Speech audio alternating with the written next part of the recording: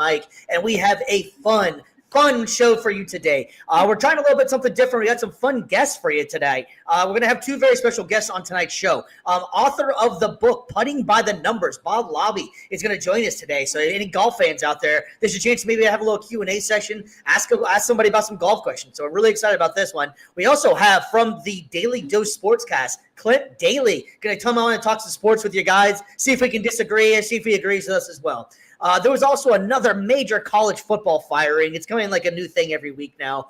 We had a wild World Series Game 3. It might have just ended. Who knows? That game went for 6 hours and some amount of minutes.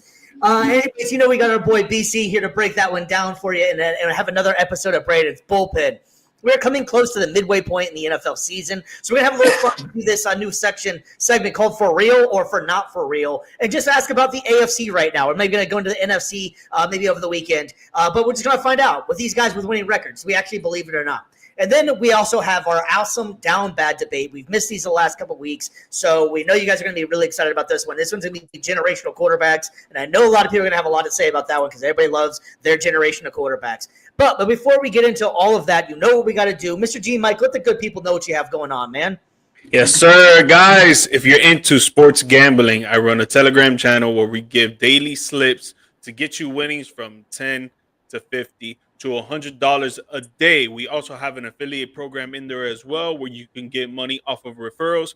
If you want to know more about that, I'm going to put the link up in the chat right now if you're watching the live episode. Or if you're watching the recorded episode, you'll see a pop-up on your screen as well as my social media accounts. Send me a DM. We could talk about how we could get you on and pop. Make that money, baby, because NBA and the World Series is making us bank. Absolutely. Mr. BC, it's good to have you back here, man. Let's go. The people know what you have going on, my friend. Oh, man. Well, what haven't I had going on today? But anyway, the missus and I, we got the... Oh man, it's taking me a sec. I gotta get the brain firing right now. The missus and I got our small business down here in Central Florida, Branddesk.media. We got your wedding photography and videography, event photography, videography. We got engagements, we got corporate events, we've got senior class photos because that's coming up this year. Next year. School season is about halfway through. You know what to do. Book Branddesk.media. We create memories that last a lifetime. Branddesk.media. Check out the portfolio. Online, that's our website link to see if we're what you're looking for. And then, of course, BC the Brand Media. It's been launched. Well, I got launched a little earlier this year, around April, I want to say. So we've been kind of running through a little bit. BCTheBrand.com, BCTheBrand_media for everything you want to kind of keep up with the journey of working in sports broadcasting, podcasting, production. A lot of fun. Again, BCTheBrand.com, BCTheBrand_media. You can see the journey. Oh, man, that is awesome news, man. And I'm so glad that you guys are both riding with us on this, man. But you know who else has been riding with us is Varsity Sports Nation. That is your premier sports app. You want live high school sports, man, they got you. You want college sports, you know they got you. You want sports content just like you're watching with your boys right now, they have you, man. The best part is it's all on a convenient app that you can download on your iOS, your Android, your Apple TV, your Roku TV, your Fire TV, whatever you want, and your social medias, you can find it right on there, man. As well as the social medias, check us out on there. You can check every shows out on demand as well as us. Plus, there's other great guys that are running great shows out there, and they're doing a lot of great stuff out there. So support the people that support us. And if you could also give us a like and subscribe while you're at it. If you're on YouTube, easiest way to find us is just hit the bell and let us know whenever you are ready to go. And we'll be on there all the time and letting you know whenever we have stuff going on. So that's the easiest way to follow your boys. Make sure that you're always following us and going with us. And, man, we really appreciate all the love and support, man, that we've been getting lately. We've been also been working with another company as well that's been doing really well with us. It's Podmatch. We've been just working with these guys. That's where we're introduced to our two special guests tonight. If you want to be a special guest on the show as well, you can find us on Podmatch. That's a new company out there. If anybody that's interested in doing any kind of podcast work, this is a great way to start. It helps you out and connects you with other like-minded people that want to help you out and join the journey that you're on. So shout out to Podmatch out there. We really appreciate everything that they've been doing with us for the show. All right, Mr. BC, man. I know that we're gonna get to it a little bit here, and we're just waiting on our first guest to come on the show here. Should be here in a couple minutes. But man, what a wild night of baseball we are talking about here, man. You got any quick comments that you want to get out there? Because I know we'll have the bullpen coming up here. But man, what a night!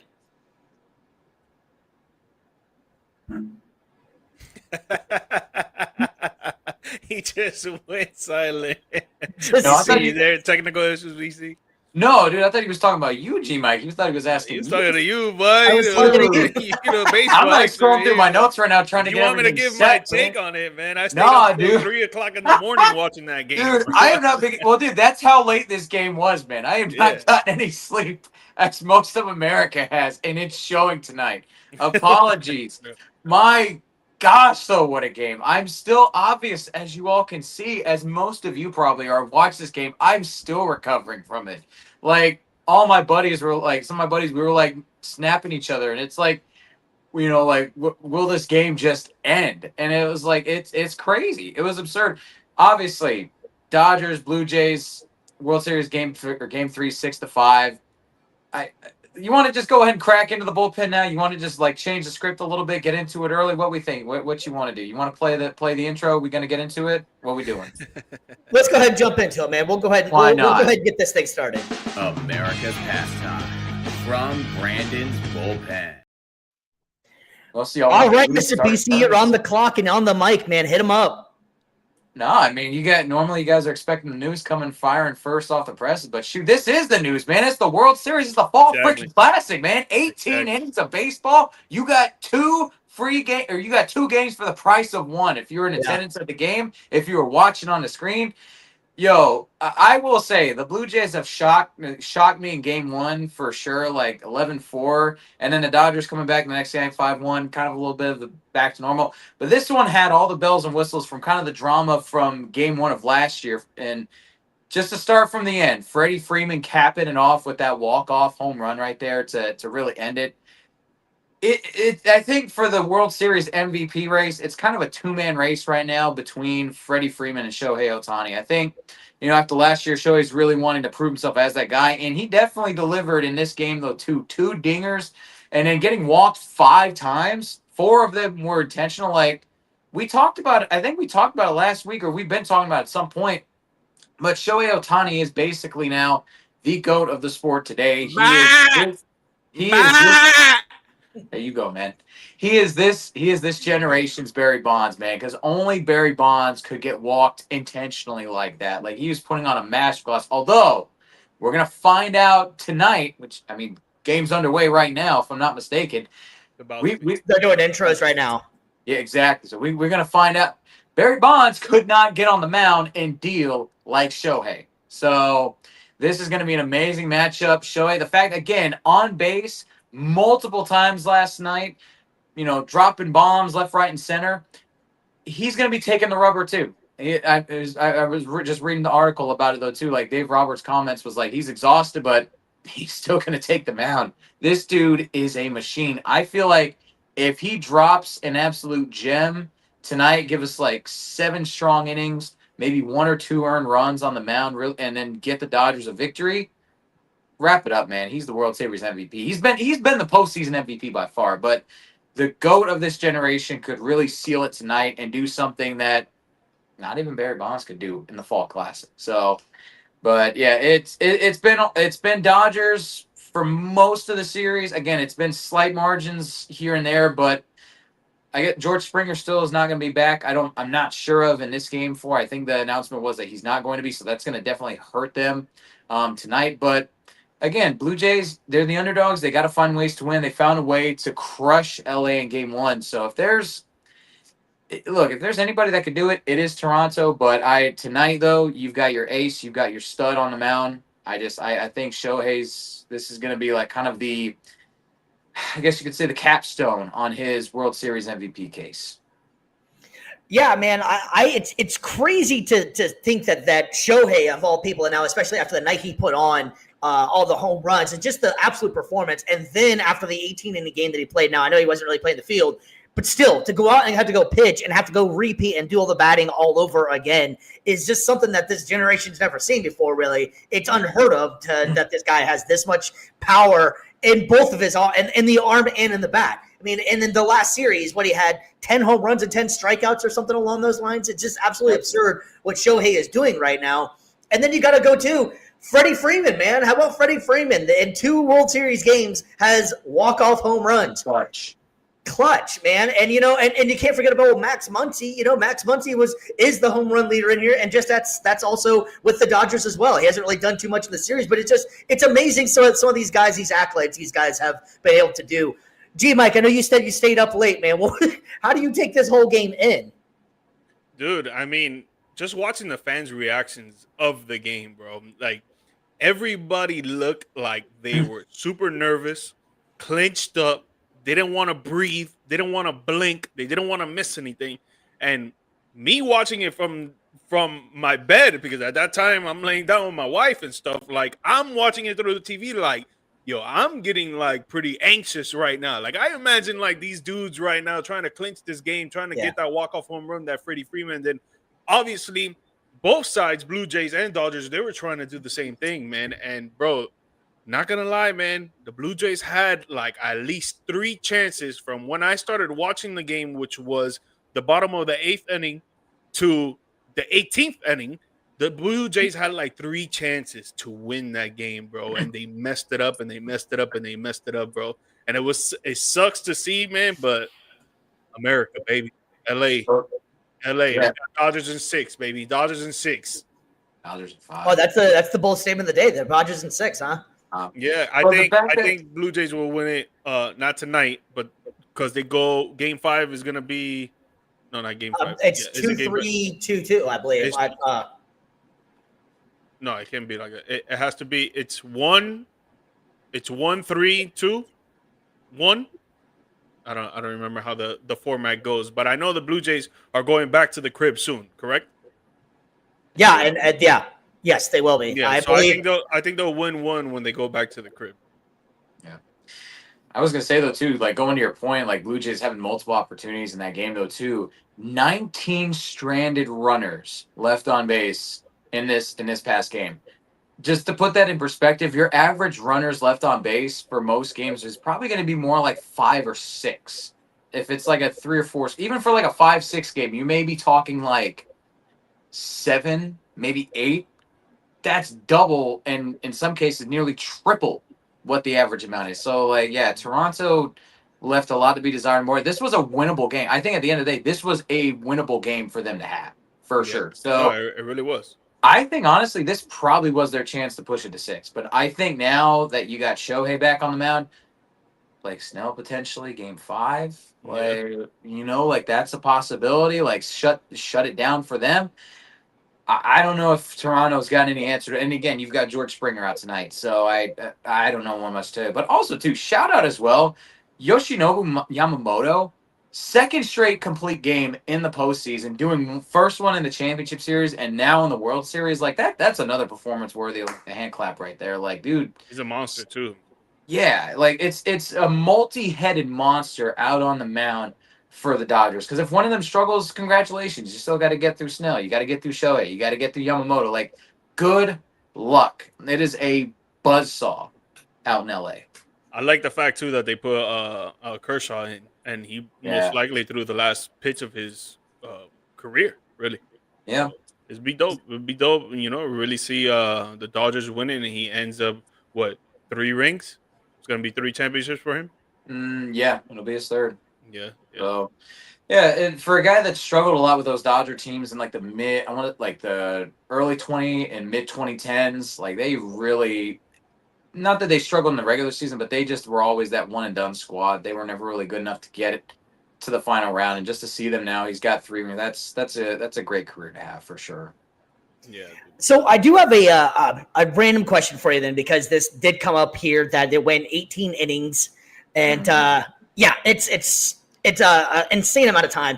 Do you think that they should change the extra inning rule to possibly what they did for the All-Star game and have a swing off? Something like that, or do you think that you like the 18 inning, 6.5 hour game?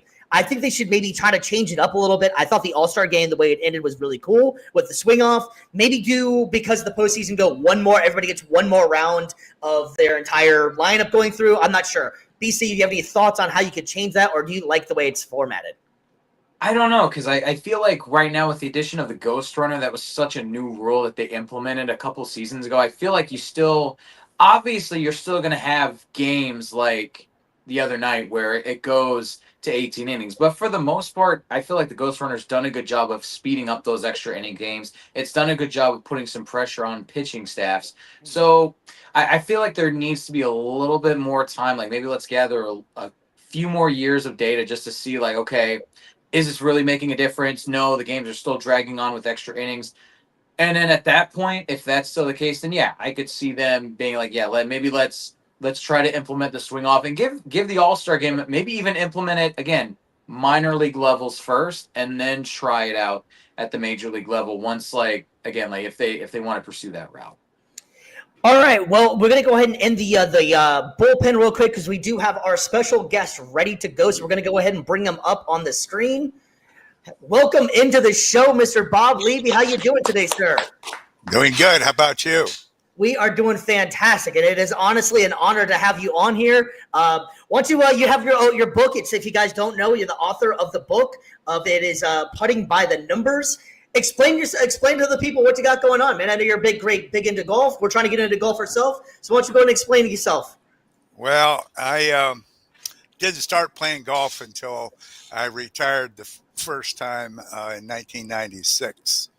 So I was 52 years old when I started playing golf, and you can see I'm a bit older than that now. But yeah, golf is a great game, and I made a mistake by not taking the game up earlier in life, because it's a great game, and it's an honorable game, and it's a game that you play against yourself, and it's a great game for people in business, because you can find out what kind of people you're dealing with when you play golf with them. And so, but long and short, I retired in 96 the first time, and I went up to Maggie Valley, North Carolina, to PGA school, and took a series of 4 or 5 days of lessons. That got me into the game, learning the various strokes from the tee box, the fairway, the bunkers, and all that kind of stuff. And I took the game pretty well. I'm naturally a pretty decent athlete through the years. And the one thing that was a shortcoming of my whole effort was I couldn't putt accurately from long distances. And so I'd get on the green, or I'd get close to the green, and I'd get my putter out, and I'd baby it, or I'd muscle it up, and either hit the ball too far or too short. I'd end up 3 or 4 putting, and you do that too many times, it really screws up your score. So I was playing the rest of the game to be able to play in the 80s, but because I was putting 40 to 44 putts around because of my poor long distance putting, I said, man, I got to figure out a way to deal with this problem. And so I'm an engineer, and I thought, well, I ought to be able to figure an engineering way out of that problem. And that's what I did. I was watching, if you watch the PGA golf on TV, you see that they always use the stimp meter as the speed of the greens. Okay. Mm-hmm. And I got it. If you take a tube with a notch in it and you roll 3 balls down it, they travel a certain distance, and you assign a arbitrary number to the speed of the green. That does tell you qualitatively how fast the green is. So if the number is high, 12 or 13, it's fast. If it's 7 or 8, it's slow, that sort of thing. So I got to thinking about that, and I said, well, that's a qualitative way of doing that, but I'm an engineer. I can figure out a quantitative way of making this work. So I got to thinking, well, hitting a golf ball on a green or a fringe or a fairway or a first cut of rough is a force friction action. Okay. In other words, that ball has to roll on a surface that's frictional, and the green, the fringe, the fairway, and first cut of rough are different frictional surfaces. So if you take your putter back 3 inches and you hit the ball on the green, it's going to travel a lot further than if it's on the fairway. And so with that thought in mind, I started trying to figure out, okay, well, if I establish the right ability to swing through the ball, and that's where I developed the term individual power factor. Everybody has a natural pendulum action in their swing when they rock their shoulders when they're using their putter. And if you just use your normal swing, don't try to baby it and don't try to muscle up. Just swing like a pendulum and do it with your natural and individual power factor. That was the first key thing. I said, okay, so now if I'm going to do that, then I have to adjust the distance I pull the putter back from the ball before I strike through the ball.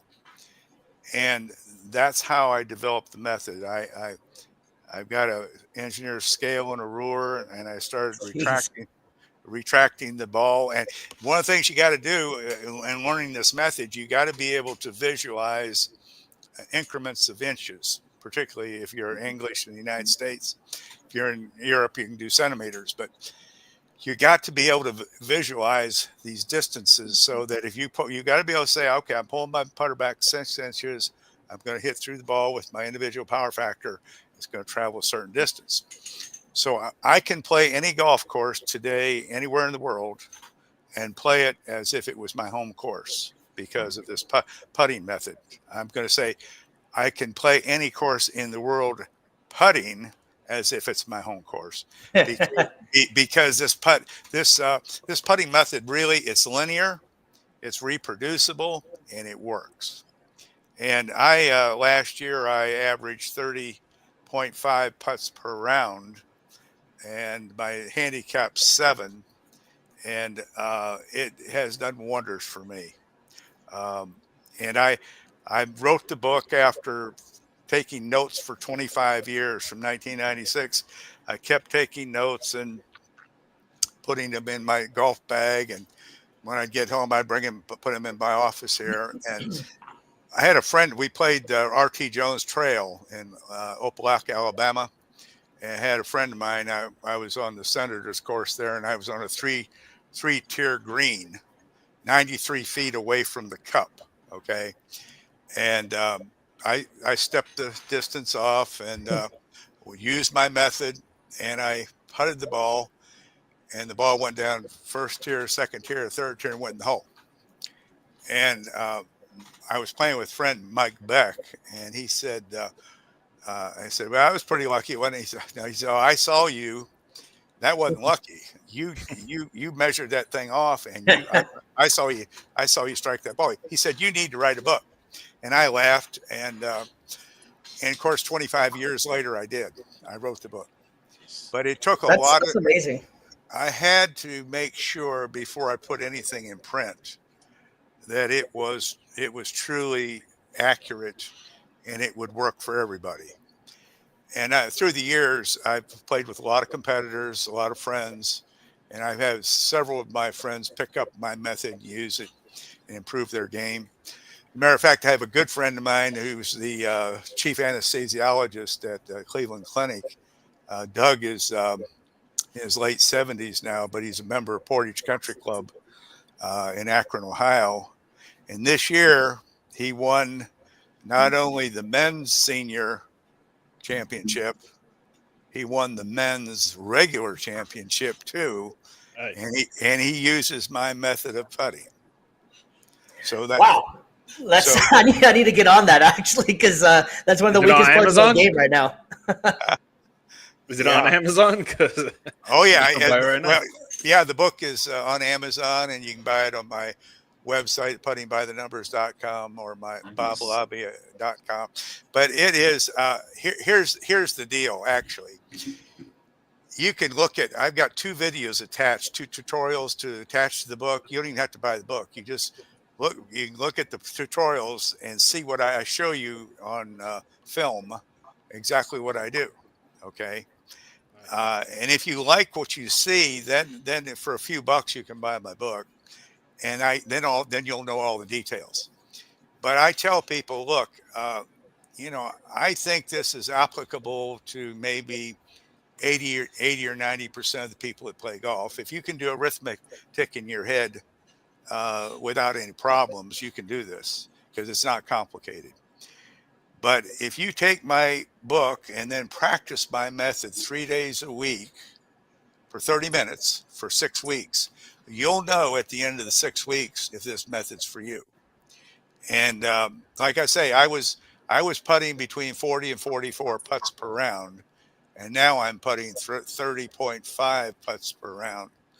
And I'm doing about 40 putts per hole, so I think I could use all the help I can get right now. Yeah.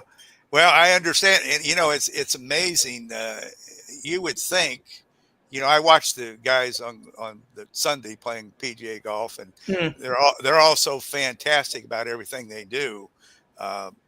This is the closest thing that Bryson DeChambeau's is close to any one of the guys to what I do, because he's a physics major and he thinks quantitatively. But those guys are so good; they don't need to be as quantitative as I am to get the job done. But if I play 3 days a week, Mondays, Thursdays, and Saturdays, and then I don't practice anymore in between times. So you have to play a lot of golf to be really good. As if you guys play golf, you know what I'm talking about. Yep. I'm probably on my 6th or 7th time trying or something like that. But I'm loving the sport. I'm trying to get into it. I just bought my first driver for the first time, so I'm learning. This was like a 2 weeks ago process or so, something like that. But yeah, the new technology. My wife, we both play golf, and she's had 2 hole-in-ones, but I haven't had any yet. I'm still naturally. But she told me a couple years ago. She said, "Why don't you go buy a set of new clubs?" I was using Ping Zing red, black dots and blue dots, and have used them for 25 years.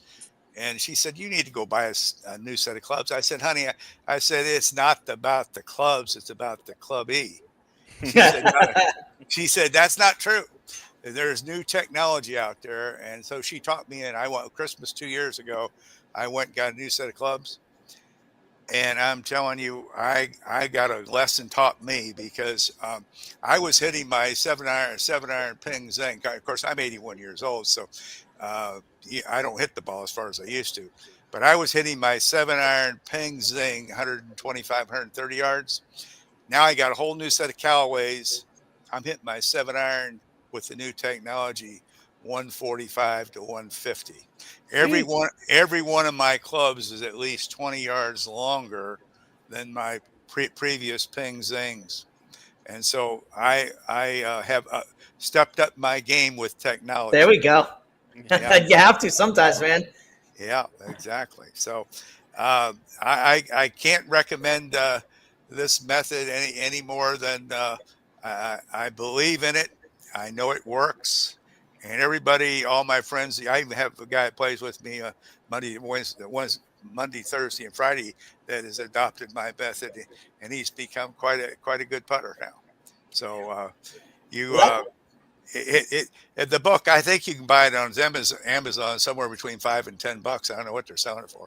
They got sales and all, but you can't do anything in golf for less than $10 and not have to do anything else. So 100%. It's a heck of a deal. It's a heck of a deal. Okay. So it's worth a try. Absolutely. Well, hey, Mr. Bob, we're gonna go ahead and let you go on this one. We got another guest coming on here, but if you don't mind, we maybe check in every other week or so, something like that, get some more advice on how to get a little bit better in the golf game. What do you think? Yep. That sounds good to me. Awesome, man. Well, thank you very much for all those out there right now. It's on the screen, putting by the numbers, Mr. Bob Labbe. We really appreciate you coming on the show, man, and we will have you very soon, man. Appreciate it. We'll try to get some more questions for you from some of the fans out there as well, man. Okay. Well, thank you for having me. Absolutely. Thank you for coming on, man. Bye. Bye-bye. All right, guys, and if you didn't know, like we were saying before, that's putting by the numbers, Mr. Bob Labbe, man. That was a lot of fun. We're really glad he got to come on, and we're going to keep it rolling on here, man. We have our second guest of the night coming on, Mr. Clint Daly of the Daly Dose podcast. What up, Mr. Clint? How you doing, buddy? Doing well. How are you? We are doing fantastic, man. We're really glad you're able to make it on here, man. I noticed the Colorado stuff out there for you, man. You representing Colorado big time, OT. It is all Colorado all the time. Although on the dose itself, we'll talk anything. We'll talk anything good in sports, and we know it's not always going to be Colorado if that's the case. We've got to keep it a little more relative to everybody. So yeah, we have a Colorado slant, but we won't stick with just Colorado because we'll run out of things to talk about in the summer when baseball starts. Yeah, I imagine so. All right, I love the name though. I love the name Daly Dose because that's your last name, correct? That's Brandon right there. It is That's indeed. Brandon. Great, Brandon. It is. Great, yes, that was 100%. that was given to me by a friend years ago when I actually started the podcast. We're going on 11 years this year. So yeah, it's been a while. Come December, it will be our 11th year doing the podcast, and yeah, so Nice. we've been doing it way too long. We just came up on our first year actually. What was it? In July, I believe it was. We just came up on our first year, so it's been a lot of fun working with things. And as it goes along, the technology gets better. You're able to do more things, reach out to more people and stuff. So it's been a lot of fun. All right, fellas, we're going to go ahead and jump into some news and get this party started. You guys ready? Let's do it. News from the world of sports. All right, and so we had another major firing in college football. Mr. Brian Kelly is no more on here. Excuse me, sorry about that. Man, there we go. Brian Kelly got fired. I'm about to get fired from my own damn show. Anyways, He wants to buy the book. That's what he wants to. Yeah, man. I'm just trying to pump our guy out there, man. Yeah, so Brian Kelly got fired from LSU, man. On October 26th, he following the loss to Texas A&M Aggies, 49-25 loss. LSU has just been underperformed by LSU standards, which is wild though because realistically he was sitting at 5-3 overall and 2-3 in the SEC. They did drop out of the top 25. His record stood at 34-14 at LSU, which most college programs would take that as that's a pretty decent number. The biggest thing that's coming out of this whole thing, though, is that Kelly signed a 10-year deal worth $95 million. But the buyout for the termination is going to be $54 million. My goodness, what the hell is going on in college sports anymore? All right, Mr. D, Mr. CD, Mr. Clint, man, let us know. What's your thoughts on this one, man? Do you think this is the right move? Well, it's business as it is right now. I mean, we know Brian Kelly can coach. He's not an idiot. He was winning at Notre Dame. He was never the right fit at LSU, though. I don't know if he ever understood the LSU job. He said after the Florida game, when the fans were kind of on him because it was a little closer than they wanted, he was like, man, the fans down here are spoiled. Yeah, and water's wet. Snow's cold. We know. You still got to win. It doesn't matter. They never liked him. And they didn't like him. Some of it was, I don't know, the Northerner thing. And some of it was because he lost the big games, and that was the biggest problem. But honestly, this is the current state of college football. You know, we see it down at Florida. We saw it at Penn State. It just is the way it is. And ADs kind of have to do what they have to do because of the stupid NCAA calendar, which doesn't make any sense. It's completely broken right now. The early signing period is in December. Okay, why? It doesn't need to be. I know they want to get these kids to come in the spring. Too bad. It's insane. And then you've got, the transfer portal in January. Again, why? And imagine if you had free agency open during the NFL playoffs. That's how stupid the NCAA is. And that's where we're at right now. So these ADs are like, well, we got to do something because we've got to try to get our new guy entrenched by the time these things open, which is just asinine and stupid. But what do you expect to see NCAA? Well, I mean, I think he was the writing was on the wall whenever he made that goofy ass LSU thing. Whenever he went on the basketball court and tried to sound all Southern all of a sudden out of the blue, it just you were completely wasn't going to work from the start. Like, what are you doing, man? Like, they didn't hire you to be somebody you're not. They hired you to be Brian Kelly, so be Brian Kelly and not some impersonator here. Agreed. Yeah. And honestly, right now, let's be real clear. LSU, do the right thing.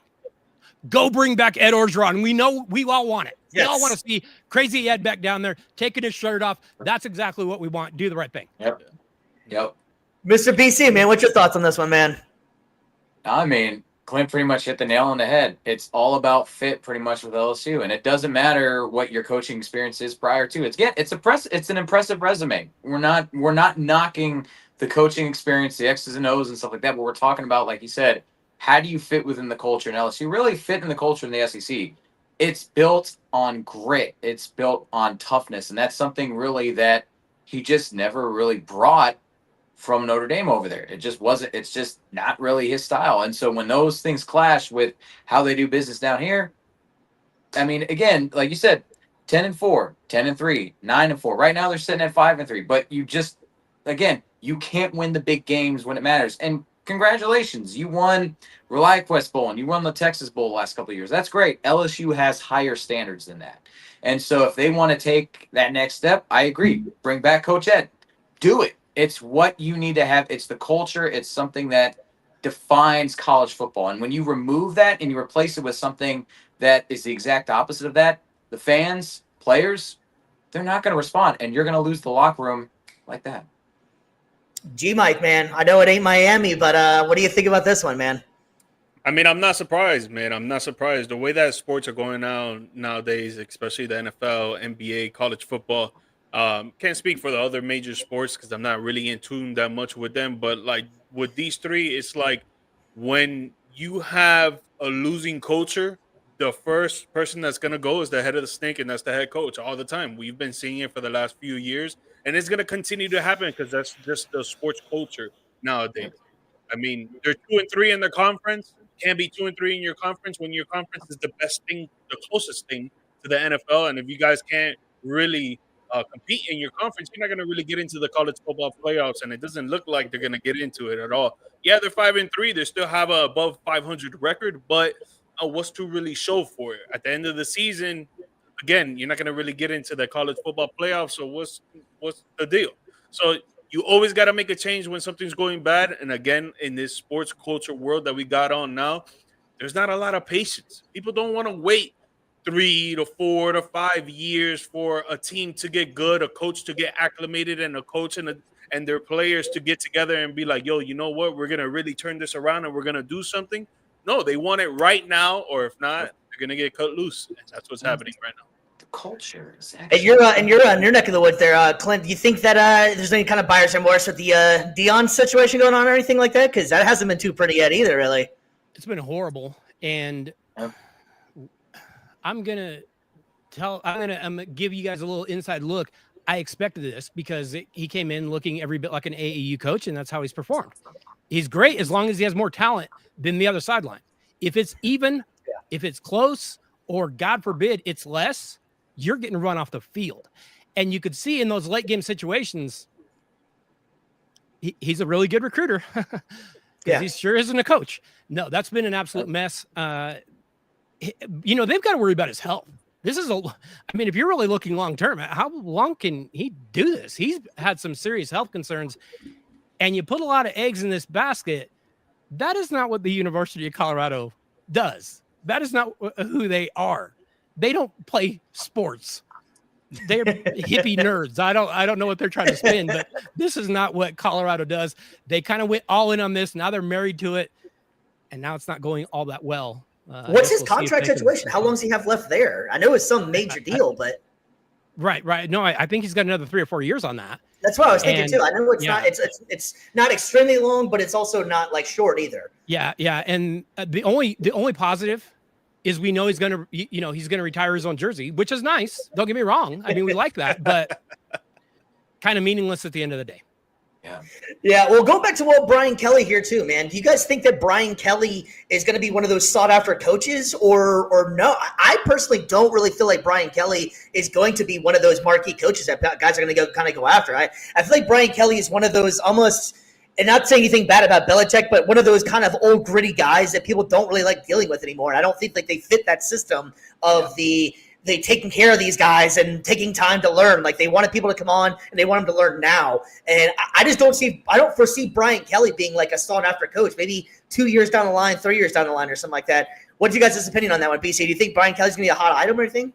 No, and I think, like you were saying all the factors there, but then also he's kind of a niche coach nowadays. Like his appeal is to only certain markets, to certain areas of the country. And I feel like everywhere down south, I don't think anybody, south of like West Virginia is going to really want to bring him in. I think that I think he's lost a lot of his appeal. And I feel like it's going to take some time to maybe kind of not reestablish, but just kind of reaffirm to other people that he can still be a great X's and O's coach. Just He needs the right situation. He's not a all-around coach. If that makes sense. He's gonna be the OC coach at Colorado. Oh shoot! They wish. They'd be so lucky to get someone as good. I don't think they can get someone that good. I see him going to like UCLA or Memphis or something like that. I think he takes a lower tier job. Yeah, yeah, sure. I could see him doing that. But yeah, Gosh, I hope he doesn't go to Memphis, man. That's funny. All right, yeah, well, yeah, it's going to be definitely interesting to see what they end up doing LSU, because obviously LSU is going to be a sought after job. They always get great recruits. You know, it's basically wide receiver U of the South, like how it is at Ohio State. So it's definitely going to be a sought after job. That's going to be just a wild coaching carousel this year. You got Florida. You mentioned it before, Penn State. There's going to be a lot of players and a lot of coaches. This season's going to be wild. I mean, it's going to be probably closer to the NFL season than it probably ever has, because these guys are going to have to start recruiting. And you brought it up too. You got the transfer portal and all these different times. It's going to be a wild offseason, man. Is there any chance, and it sounds insane when I say it, is there any chance that we're going to see a team make the playoff knowing full well their coach is leaving? Because we know both LSU and Florida are going after Lane Kiffin hard. And you can say no if you want to, but they're going to bring a bunch of money. They could make the playoff, and he say, "I'm leaving." That's where we're at. That's how stupid it is. Yeah. No, it's definitely definitely very possible that actually could happen.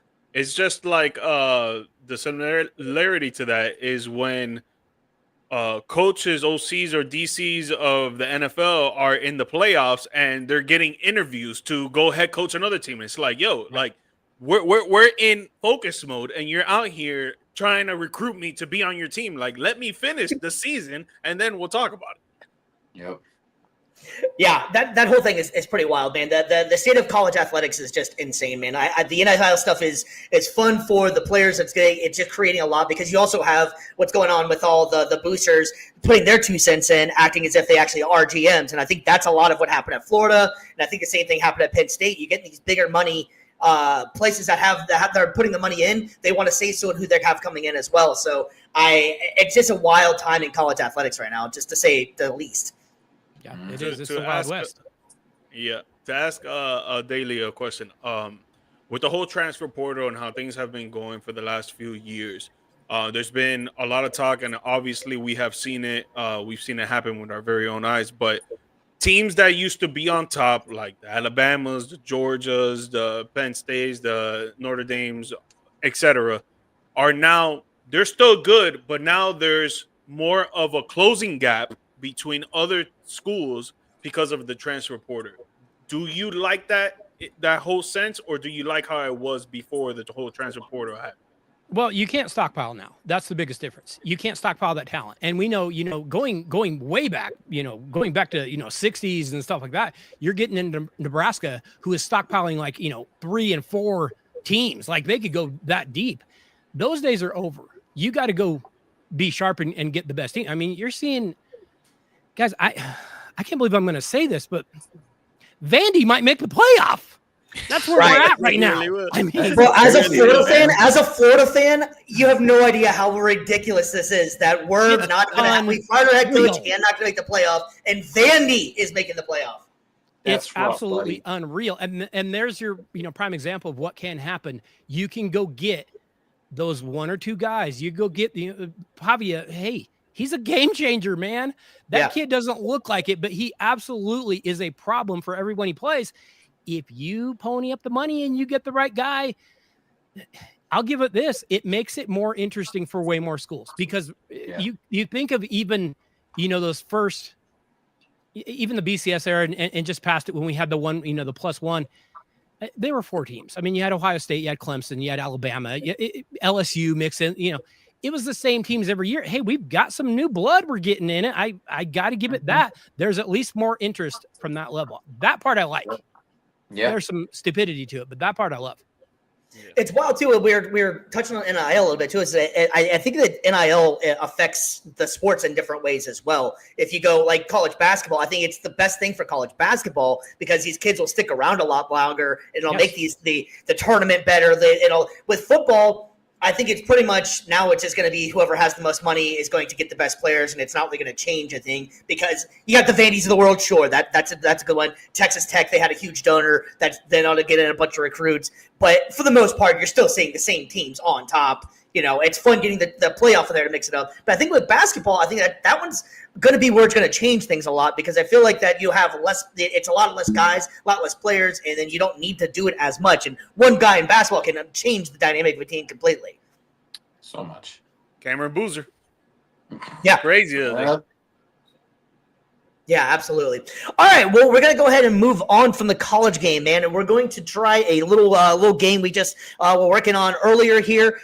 We're coming up to everybody knows we're coming up to the midway point of the NFL season, coming up very, very soon. So what we were kind of deciding to do here is we're going to do are they for real or not for real? So I'm going to put a team up on the screen, and I'm going to ask one of you guys, what do you think, for real or not for real? So this is just the AFC, and we're going to have only teams with the winning records because obviously would take forever to do the other one. So it's going to bounce around here, and if anybody disagrees with somebody's take, feel free to pipe in here. All right, we're going to go and start up here, and we're going to add it with the Buffalo Bills. Mr. G, Mike, you're up first, my man. Is this team for real or is this just a mirage? If they can get the receivers to catch and they run their offense through Josh Allen and James Cook, I think they can be for real. I think they can be a contender for sure, right? But the way that they've been playing lately, they just shy away from the things that they're really good at, which doesn't really make sense to me. I like the Atlanta game. Like that one was like the whole first half, you want to use James Cook, and then in the second half, even in the fourth quarter, in the last 4 minutes of the game, you don't even have your best running back out there on the field. Why? He's like probably their best receiver, honestly. And to me, it's very confusing. It's very frustrating just seeing it from like a Buffalo Bills standpoint because I know what their fan base has gone through. So it's like, it's tough to see that they get to that point and they don't get over the hump. But I think they can be contenders, but I got to see better play calling from their offense. Yeah, I think everybody's probably going to agree with anybody going to have anything to say. I think that the Buffalo Bills are for real. I don't think that it's a fake thing. I agree with you. I think that their running game needs to stay consistent, though. As you can see last week, James Cook went for 216 or 206 yards. So they're trying to get it back together, and I think that bye week came at the right time for them to get their stuff together. BC, you got anything on the Buffalo Bills, man? No, I mean, just they've been, again, even when they're not at their best, they're still one of the more elite teams in the league. And, again, 40-9. Again, it's against Carolina.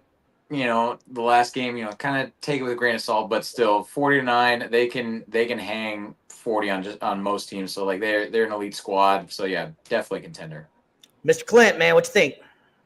I like Buffalo. Anytime you got Josh Allen, you've got a chance to win. I'm actually concerned on the other side of the ball. That defensive front, there are times they can be pushed around. They're not a big group. They can be pushed up front.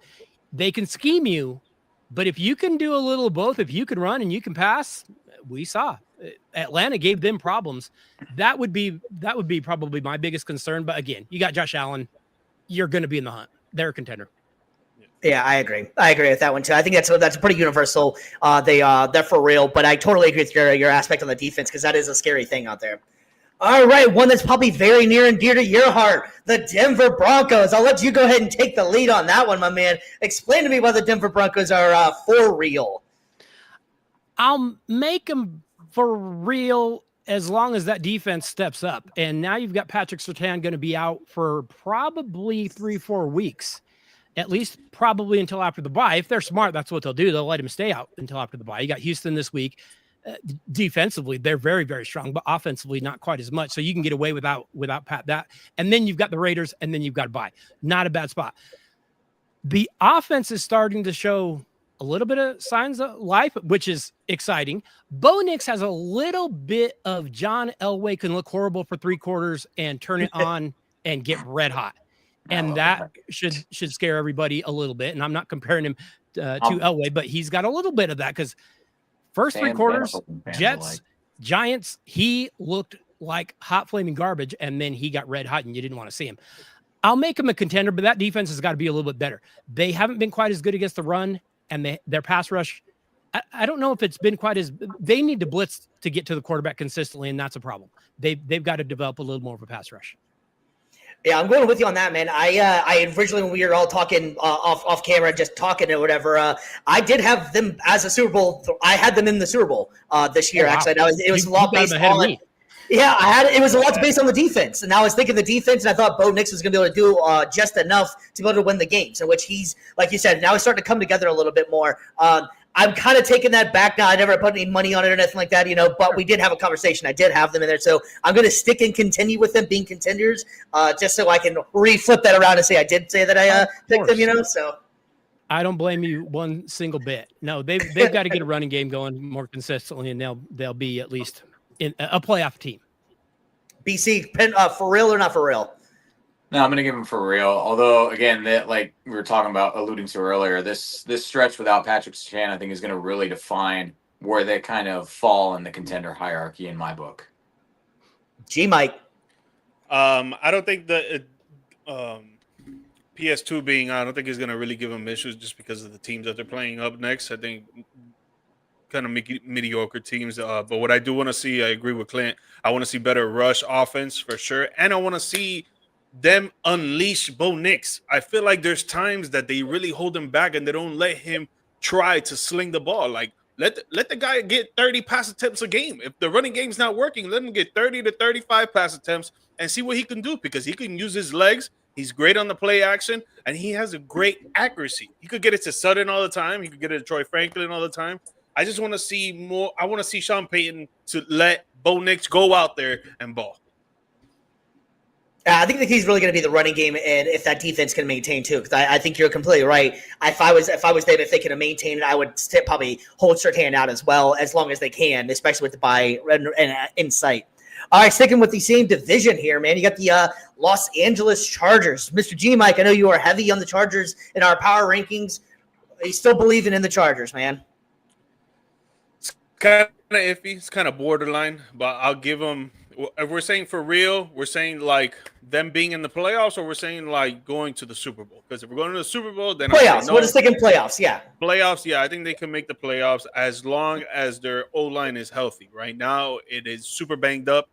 I don't really know what the timeline is for their whole offensive line to come back and to actually play together. Hopefully, it's sometime by the end of December or something like that, so they could get some time going into the playoffs. I want to see more from their rush defense. I feel like they've been letting teams run the ball on them consistently so much. And I want to see the running backs get healthy. I feel like Hampton, he was doing good before he got out in the injury. I know Najee Harris is not going to be playing this year. But Vital's been doing good since put in that backup position. So, Justin Herbert, he's looking like an MVP. The receivers are looking good. So they put that all together, man. I think they can be a contender for sure. BC, buddy. Yeah, and who'd have thought their best addition this offseason to bring back Keenan Allen? Leading team in yards, leading in receptions and targets. Like, he's been security blanket for sure for Justin Herbert. So, and I mean, not to brag a little bit, but of the two of us or three of us here that predicted the outcome of that game, I did call it. Chargers over the Vikings. So you're right. You did. So, but they're still finding ways to win, and again, it's not a perfect team, but again, I call them contenders for the playoffs. That's what we're going with. So yeah, they have, I think, as good a shot as anybody in that division of making the postseason. I really like what I see of the Chargers, but you can't have all three of them probably make it in there, and they have a tough division. So I think that they're going to, because of that offensive line, I'm kind of leaning towards, I don't think they're for real. I think they're maybe a year away. I think that Hampton injury is really going to come back to affect him. Vidal's been good for what he's been able to do in the short term, but I'm just not sold on them as much. I think they are a damn good team, and I do think the Harbaugh is a good coach, and I love Herbert, but it's going to be extremely difficult for them in the stretch. I think when they have coming up, they have to play the more divisional games. Now they did win the 3 divisional games first, so that is going to help them out without a doubt. But I think that Denver started coming into their own. I think that Kansas City's coming into their own. So I think it's going to be, difficult. Wow, that's embarrassing. Gotta love live television. Anyways, excuse me. A sneeze, baby. Got to sneeze. Yeah, excuse me. Jeez. Anywho, yeah, so I'm going to actually go with, I think they're pretenders, actually, in this one. Clint, you're up, man. What do you think? I'll go contender because of the way they started the season. Getting those 3 divisional wins, I think, gives them a leg up on everyone because now everybody else has got to try to match that. That won't be easy to do. They might have got it in when Denver and Kansas City weren't playing their best, but they got them in. Right. Hey, John Harbaugh has just made them tougher up front. If you'd have said years ago, with the system they've always had, they lose this guy, that it's over. It's a wrap. We know that's who the Chargers are. Now, I'll leave them as a contender. They're still going to be tough, and like I said, they have a leg up on those divisional wins, so that will help them later in the season for sure. All right, good stuff. Finally a disagreement here. I like it. All right, we got one more left in that division. That division is just on fire in here, and fresh off the win last night, the Kansas City Chiefs. Clint, I'm going to have you go ahead and take this one too, man. Are you believing in what you're seeing from the Chiefs, man? That's looking pretty good all of a sudden. It's going to make me throw up, but yeah. I know, I'm sure. Not only will I put them as a contender, I'll put them as the best team in the AFC until proven otherwise. And I hate to say that. It literally makes me want to vomit to say that. But everything is coming up Kansas City right now. They're not even playing that well, and they're getting that much better. Their running game is still going to have to eventually show itself consistently against good teams. They haven't done that. You can't have Patrick Mahomes be your leading rusher, but they're getting better every single week. And I might have to lay down because they're a contender. Yeah, I think you have to kind of go with that. They're just looking really, really good right now. I think with getting Rice back, that changes everything for them. They just look. They honestly, this Chiefs team looks more dynamic, I think, than the offense at least. Looks a little bit more dynamic than even the Tyreek Hill days, I think. I think that they're spreading the ball around a lot more. They have multiple guys that can do what the one Tyreek could do before. So I think that's going to be a huge factor going forward, is that if they're starting to just gel now and they all look like they're enjoying themselves, they look like an actual team, like they're playing together. It doesn't look like all the turmoil, all the pressure of the, all the Super Bowl stuff, whatever. I think this year just reminds me of a year that they're like, hey, we know we're good. Let's just go have fun out there and play. BC, what do you think of KC? Well, we're literally focusing on one side of the ball, and it's like we haven't even talked about the defense, though, too. They are scary, like elite in most statistical categories this season, like top 3 in yards, top 2 in points allowed. Like that's – again, yeah, the offense is starting to click and everything, but the defense has been really grinding it out and kind of found it out a lot for the most part this year. So like I'm in agreement with Clint. I hate saying it, but I got to give it. They're for real. Now, best team in the AFC. I'm gonna disagree and push back a little bit there. I know that they are figuring it out, and that's scary, but I want to see them kind of sustain that more over the course of the season. But they are. Anytime you've got the Kansas City Chiefs, you got to worry about them. And now, also though, too, they've got the defense clicking on all cylinders. Watch out. G Mike, buddy. You guys know me, man. If the best is the best, they're gonna remain the best, bro.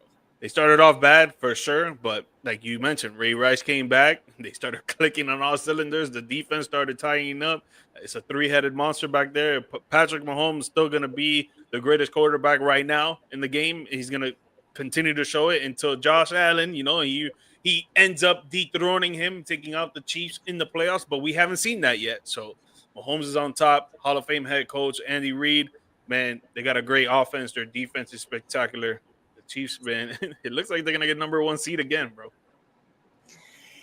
All right. Well, I don't know about all that. Well, we can pump the brakes on that one a little bit there. There's still another team that's playing pretty damn well right now, and we'll get to them in a little bit. But just want to remind everybody, too, man, we have our special guest down here tonight, man. It's Clint Daly of the Daly Dose Sports Podcast, man. So check him out on his socials. While we're getting everything loaded up, man, tell the people how to get a hold of you and where they can find your information at. Oh, yeah. You can just go to dailydosesports.com. You can find everything over there, and you can look anywhere podcasts are. Tomorrow, we've actually got the Halloween episode of the Daily Dose coming out. We've got one thing that every single NFL team is afraid of. So you might want to check that out because every single team has got a big fear for Halloween this year. Might want to see what your favorite team is. That is spooktacular. I like it, my man. All right, so we got a couple more teams to go in this situation here, man, and this one is a surprise here, man. You got the Pittsburgh Steelers, and now, like we were saying before, now these are all the teams at the moment going almost to the halfway point that do have winning records. I'll start it off. I do not believe in the Pittsburgh Steelers. They 1 week they look like they're world beaters at some point, and then the next they're just getting ran over. They can't stop a pass. Rodgers looks pretty good, and then sometimes it's just like he's not really throwing it down the field very much. Clint, you want to start this one off, man? You believer in the Pittsburgh Steelers? Are they pretenders or for real? To get to the playoffs, I'll have them a contender because they play in that division, and that division right now looks awful. To do anything after that, no. Like you said, they look horrible. The defense is below average. The offense is below average. Aaron Rodgers looks every bit his age. No, I don't have any faith in the Steelers actually doing anything. What I do have faith in is them staying in that horrible cycle of not getting a good draft pick because they're going to barely squeak into the playoffs and then get beat as soon as they do. So I guess that's going to be intact. But other than that, no.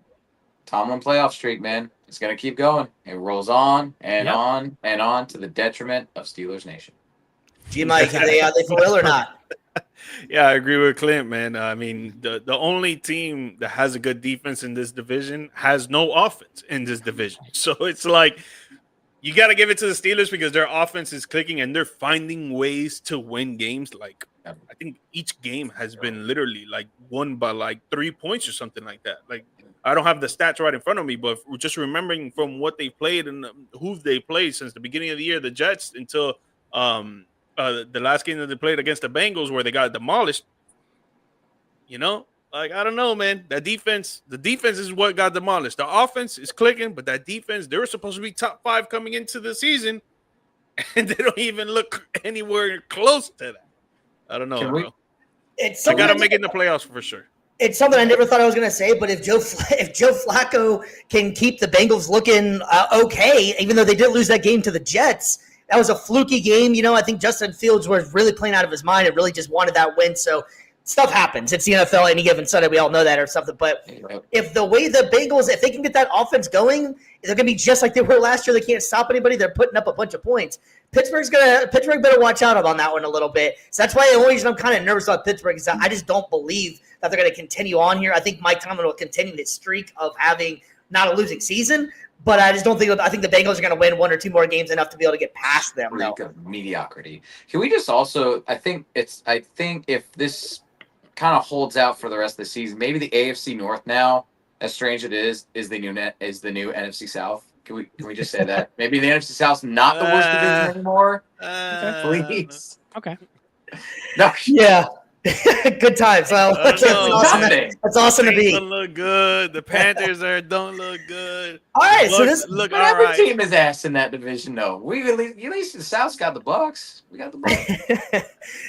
This team right here, I think is everybody a big surprise. The New England Patriots, man. New England Patriots are sitting on top of the AFC East, which was just a shock to everybody pretty much outside of New England. Mr. G, Mike, man, how are you feeling about New England? Are you believing what they're doing right now? I am, man. I am. I'm a big fan of Drake May, bro. I think he's a great pocket passer. I think he's very intelligent being under center and even in shotgun form. I think their defense has been playing really well. Last game, they took a kind of a step back. But if you really put in all the numbers throughout their whole season up to this point, I think they've been playing really well. I think they'll be able to establish something a little bit later on. They beat the Bills. They got that division win. They've beaten the Finns. Dude, I like them, man. I like them. I think they're a contender. I think they can get that wild card spot for the playoffs. BC, what's your thoughts? New England, man. It's a wild season this year, huh? They're the exact opposite of the team we just covered. Like, simply enough, like they are where the Steelers struggle in nearly every category. They were expected to be elite on defense. The Patriots have excelled in almost every single category, and both sides of the ball. Offense is putting up points. Defense is keeping points off the board. Top 5, top 10 in most of these statistical categories. They are just elite in it. I'm as stunned as everybody, and it's just interesting. We talked about. When you talk about offseason additions for teams, a lot of times you look to a player, draft pick, or maybe somebody in free agency. For them, it's acquiring their head coach. Like that, honestly, like Mike Vrabel in New England, I think is a match made in heaven. The exact opposite of Brian Kelly in LSU. He's New England Patriots through and through. Patriots legend from his time there. He knows the culture, he knows the city, knows the team, the organization, and it's literally the perfect fit. How about Very old well Josh said. McDaniels? It seems like the only place that dude works at is in New England. Everywhere else he goes, it does not work out at all. Nope. So yeah, I think it's pretty cool to see the New England Patriots bouncing back so quickly. Even as a Colts fan, Cool to see it. I hate saying that. Come on. I think it's kind of cool that they're bouncing back to where what they used to be, and I love seeing Actually, Drake like May. them. No. You I'm not saying I like like them? them. I despise them. I'm just saying I think it's cool. It's good for the league that they have a good young rookie. They have a good young quarterback that's playing pretty well, and they are actually playing very well. I like Mike Vrabel a lot. I think he just brings that intensity to them, and he reminds me of the old school coaches that actually work, and that team is probably the best place for him. Clint, what's your thoughts, man? Are these guys for real, or are they're just a good streak? I wish it was a good streak, but no, I think they're for real. Drake May is getting better. It seems like every single week. There are times I worry a little bit about their running game being just consistent, but that'll get better. And I think the more they play Henderson, the better it's going to get. But no, New England's real. He's got them playing very, very tough at the point of attack, and that's how you win football games. So yeah, Mike Vrabel has changed that team completely. And I have to mention, Stephon Diggs has stepped in and has not been a headache just yet. So, Yeah. I mean, maybe it's coming, but he's stepped in and done all the right things so far. So that's huge too. Yeah, Yeah, no, May's I been agree. throwing it to Booty the whole time. Yeah, no, I agree as well. Do you guys think what do you think is going on with the Travion Henderson thing, though? Because I know that he's been like, I don't really get what's going on there. If it's just pure loyalty to Ramondre Stevenson, if he has some dirt on Vrabel or something or what, I don't know what the hell it is, but like, why not unleash the kid, especially because he just looks like he's the better runner out of the guys? Do you guys think that's just a old school New England thing that they're not going to veteran first until you completely bomb it? I mean, considering he's already had like a three fumble game, like what else is it going to take for Travion to get out there, even when they wasted all the draft pick on him? Don't put the ball on the ground. Yep. And I think Stevenson runs harder. I think Vrabel is used to that Derrick Henry style of running, and I feel like Stevenson, obviously he's not Derrick Henry, but he tries to run as hard as him, where Henderson, he's more of a, catching back and run up an outfield. If he gets to the sideline, he's going to have that boost of speed, but Stevenson, he's going to put his head down and try to go through the gaps. Yeah, that was just a wild one to me. I would have thought we would all send Travion Henderson. It might be just like fantasy football talk that you would have thought that everything that went on the preseason. You drafted him? Drafted him? No, I did not draft him. But you just would have thought, that he would have been out there a lot more than he has. All right, so we're down to two more teams right now from the one division left, and we're going to go ahead and go with the Jacksonville Jaguars. I do not believe in Jacksonville. I don't understand, really. They're just such an enigma and a confusing team to figure out, and I don't like Jacksonville either for other reasons. But having said that, it's just wild to me, man. They're so hard to figure out. They did technically beat the Kansas City Chiefs, and they were getting all those all the turnovers, and then they just look lackluster on offense sometimes. And then what's his name?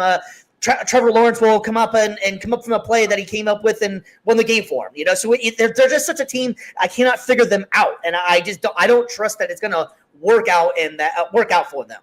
Clint, what do you think, man? Maybe they can scrape into the wild card. I don't know. I don't have any faith in them. No, I don't view Jacksonville as a contender. I think they have too many flaws in that team. Defense is not great. The wide receivers are really good, except for the catching. But one of them can play defense, though.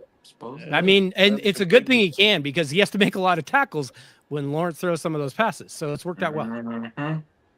BC, man, what's Jacksonville like right now, man? They are technically over 500 right now. I believe they're 4-3 right now. Good for them. They ain't making the playoffs, though. It's about the peak of their season, I think. Like, are they going to make the playoffs? Nope. So there you go. There's your viral clip for Duval. G-Mike, got any faith in Jaguars or no? I don't, man. I don't. I think Lawrence, man, he's just super inconsistent. Super inconsistent. The defense is average, and then right now they're looking to shop Brian Thomas Jr. So who are you gonna have catching the ball? Travis, you're gonna depend on Travis Hunter the whole time while he's playing defense too. You need another solid wide receiver out there. And well, that's they got the air quotes in there right now saying that we're not trading him, but sure, I think that you're agreeing with you. I think that they might be, maybe, I don't know. When the rumor comes out, it comes out from everything internal. Someone leaked out the rumor, and that's why the rumor starts. So they saw Ibuka putting up all the stats, and they're like, "Crap, we got to get our boy Travis that offensive rookie of the year." So this is how we do it. That was it. Shady. Trade our down in best Jacksonville. receiver Yep, shady for stuff a in third round Jacksonville. pick.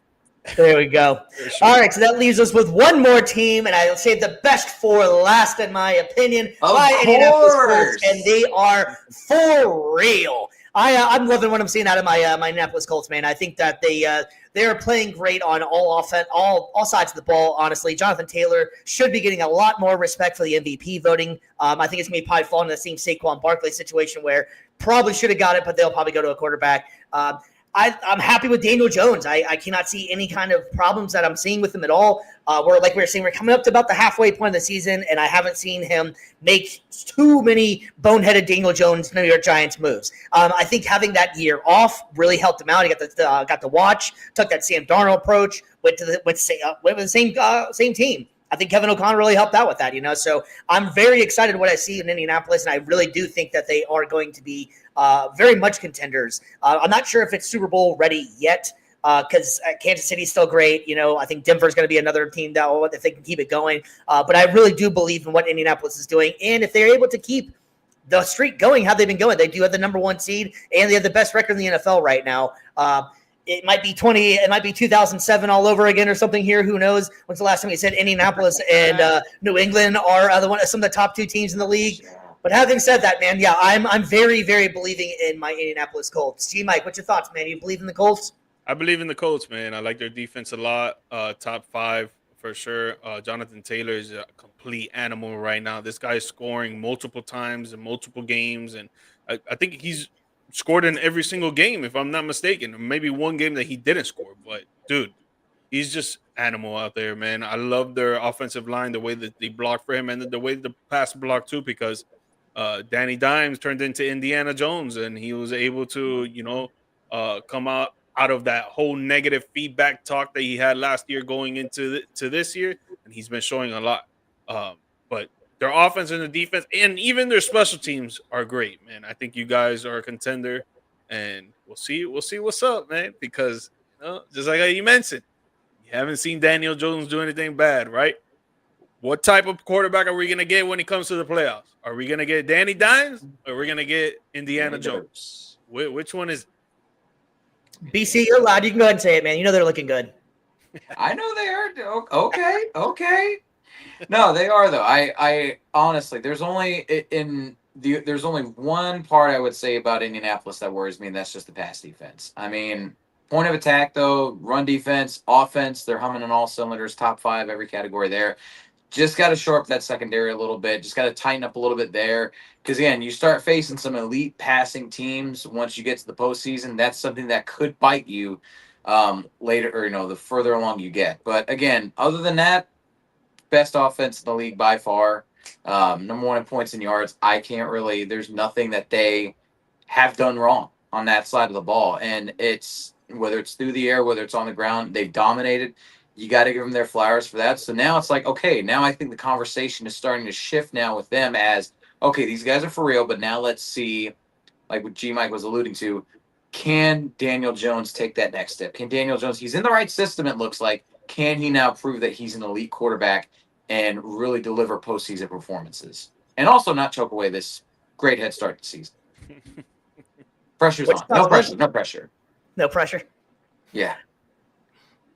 What you thinking, Clint? What you thinking? Are they legit or what? They're legit, and they're legit, especially with Jonathan Taylor playing the way that he's playing. He should be getting MVP consideration. He has been that good. They've got a ton of weapons offensively. Jones has been finding all the right people. It's going to be interesting because they're going to get tested way more in the second half of the season than they did at the beginning. The schedule is going to ramp up. By the time they get to the playoffs, we're going to be a little more sure of what they are because they're going to start facing a little tougher defenses for sure. That'll get interesting. But no, Indianapolis is for real. No question about that.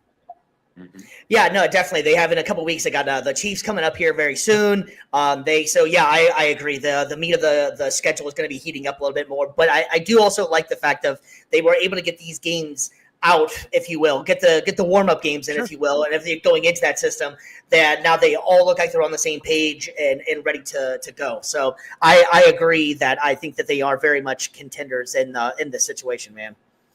All right, fellas. Well, that is fun for that one on the for real or for not real, man. We got one more section. Mr. Clint, you want to stick around for us? So we got our what we like to do is our down bad debate. We usually scour the internet, look for some fun debates, and then find out what we all agree on them or not. Would you like to stick around for that one with us? I can do another 15, 20 minutes. Yeah, what do you got? Perfect. That's about it. We'll be done in probably less.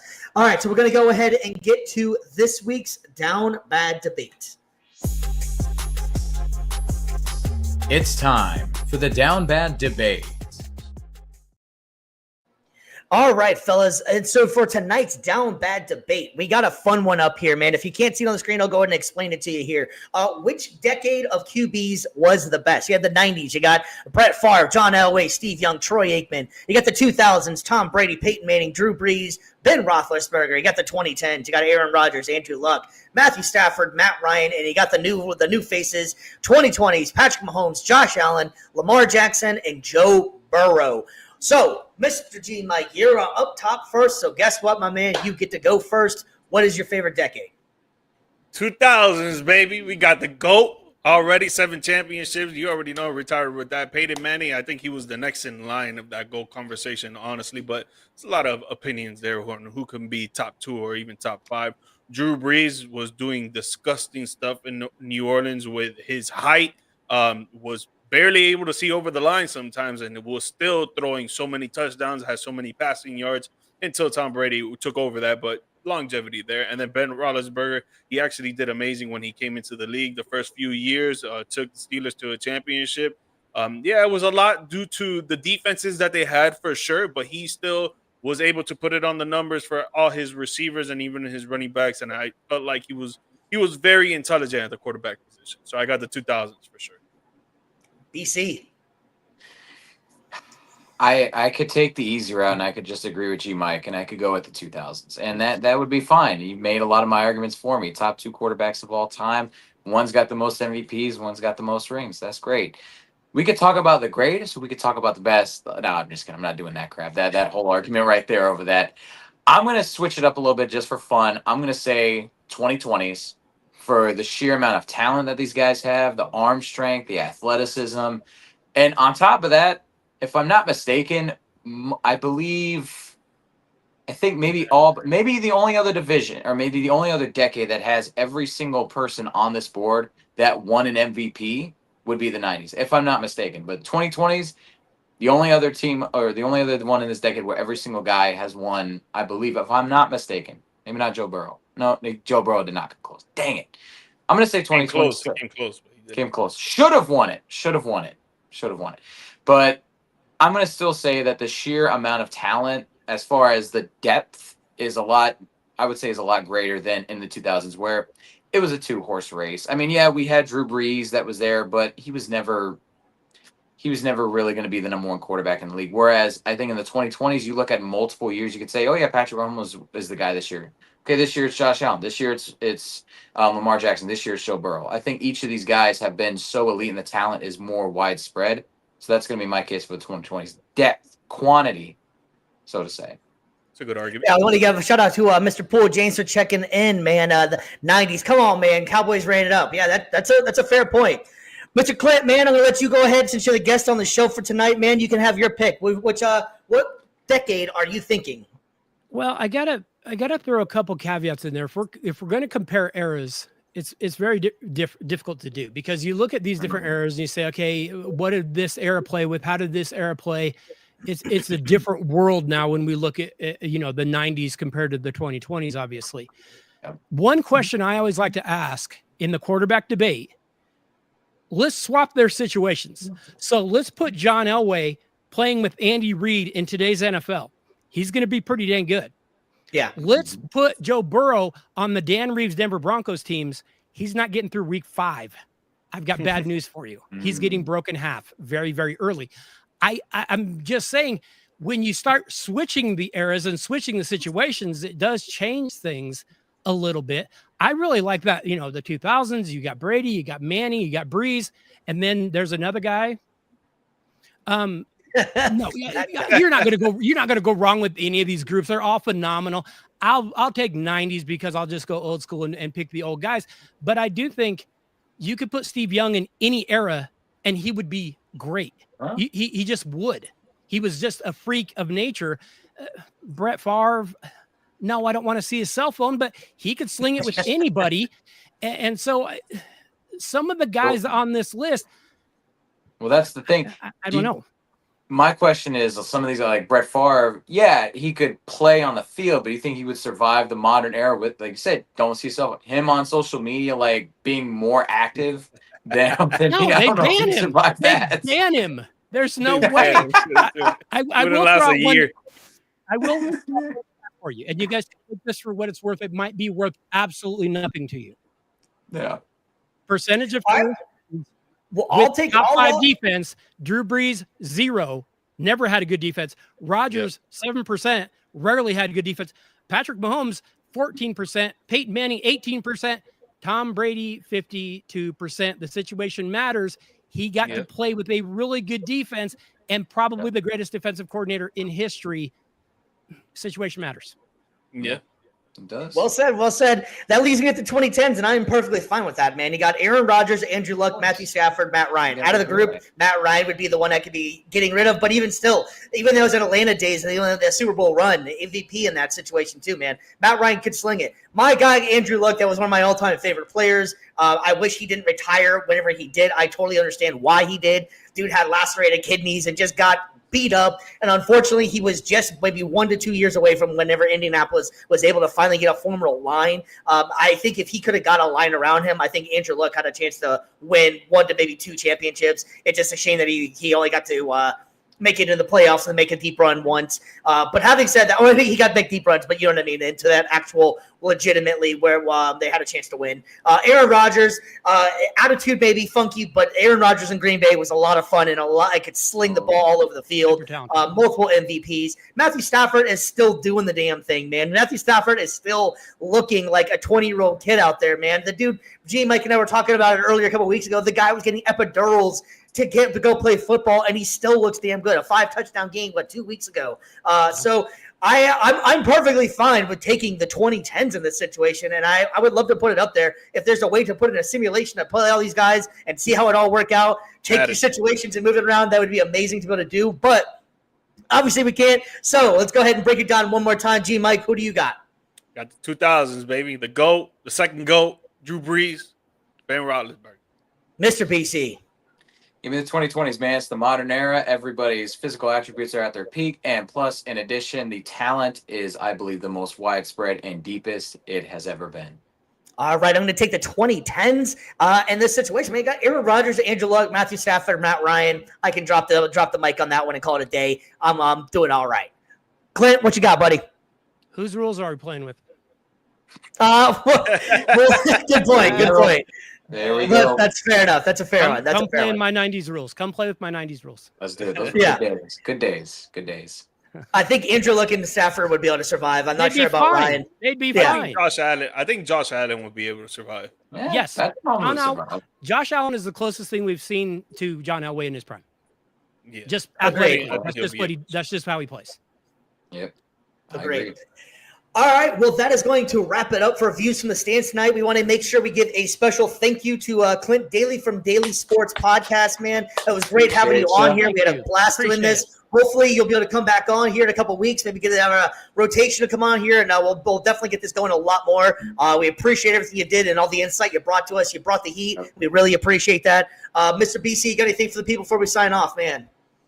I'm just gonna say, man, it's Halloween time coming up. Trick or treating. Enjoy the time with the little ones, but be safe. You know, trick or treat responsibly. If you're going out to a party, drink responsibly. Don't do anything stupid. Make it home the next day. Be safe and have a fun time. Gee, Mike, got anything, man? Dodgers down right now, 2-1 into the fourth, and my Heat, baby, winning 107-90 against the Charlotte Hornets. Yay! Scoring the most points in the league right now, baby. All right, Clint, you want to go let the people know anything you got coming up, man? That sounds like a great episode you got coming up. Why don't you remind everybody what's going on? Yeah, we've got the Halloween show coming up. It will be out tomorrow morning on the Daily Dose. You can check that out anywhere podcasts are hosted. Just look up Daily Dose. Just make sure you spell it right because there's only 4 letters in daily if you're spelling it the correct way. But yeah, and then we've got some college football midseason previews coming up. We've got some NFL midseason reviews coming up. So yeah, check out the Daily Dose. And I genuinely, all three of you, I appreciate you having me. Would love to stop by whenever I get the chance. Yeah. Yeah, I appreciate it, man. And I wanted to be getting a shout out there, man. It was giving you a shout out for the Daily Dose as well. My buddy out there is checking in, saying a great addition after a great show, man. Appreciate it. I want to get. I hope that everything's going to work out for them, man. If any kind of Red Cross or anything like that for Jamaica is about to go through some really, really bad stuff, man. So hate to end it on a somber note, but we got to make sure you say your thoughts and prayers for all the people out there, because that is going to get nasty out there. So I hope they're able to make it out. We try to always have fun on the sports stuff, but there is actual real life out there sometimes. So I really just hope that everybody's out there safe. And it's going to get a mess out there. So, but having said that, we really appreciate everybody tuning in. Please give a like and subscribe whenever you get a chance. For Stevie B, BC, G Mike, Clint, Daly, thank you very much. And we are out tonight, man. Thank you very much. Peace.